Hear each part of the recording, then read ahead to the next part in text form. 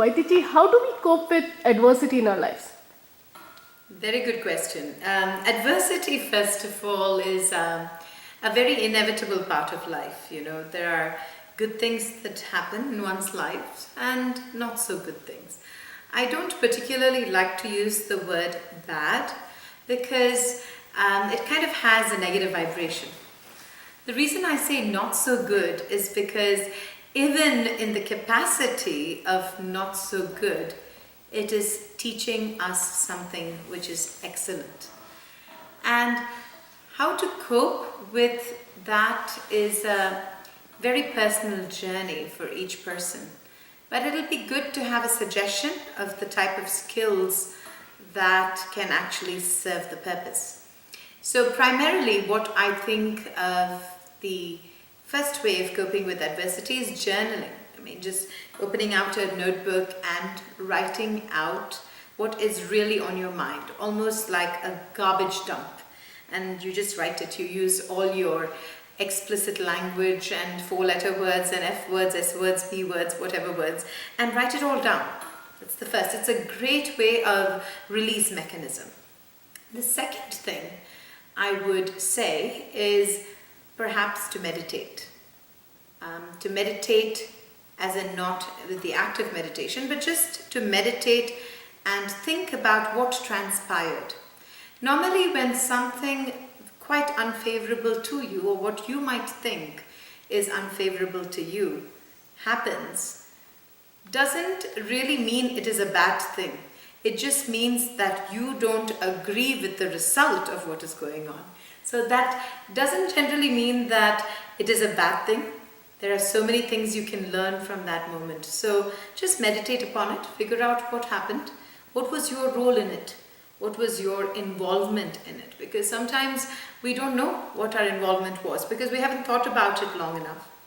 And I think a period of immersion on just the question of what transpired can change the fate of things and the way that you deal with it. The other thing with adversity is do not sleep.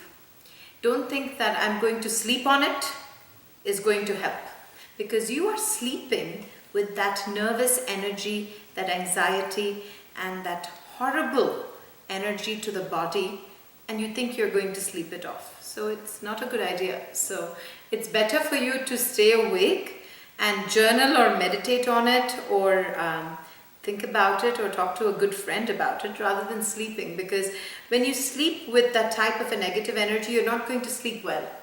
The body will not be rested. Communicate.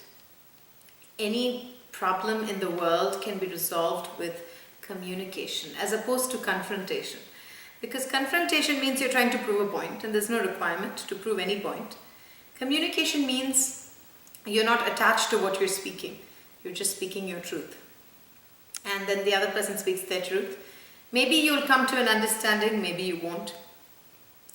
A way that I believe that we can deal with adversity is creativity. I think we all should give ourselves permission to understand not so good as opposed to adversity. And when not so good happens, become creative. And that heightened creativity is a fabulous thing. Because can you imagine when you think back that during those times when your mind and your body was in a slump, you created something magnificent for the world to enjoy? There are so many stories like this in life and things that we've learned from people where they were in the lowest of the low and they created something of supreme value. So those are my coping mechanisms, and I think that these coping mechanisms might be different for people, or in some cases it could be a consortium of all of these things that are suggested. It could be something even more different than any of this, but do not sleep. That's my biggest takeaway. Do not sleep until you feel that the issue is resolved enough for you to have repose. Because relaxation, which is fake and contrived, which is brought upon by medication, is not the right way to go.